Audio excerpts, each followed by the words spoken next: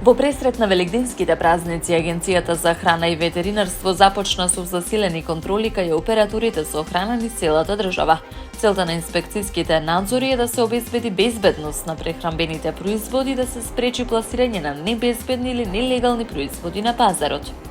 Контролите се насочени кон сите сегменти од синџирот на храна, од производство и преработка преку дистрибуција до продажба. Посебен акцент е ставен на боите за јајца и самите јајца, каде инспекторите проверуваат услови за чување и складирање, означување како и увоз на пратки. Секоја увозна пратка ќе биде физички прегледана на местото на истовар.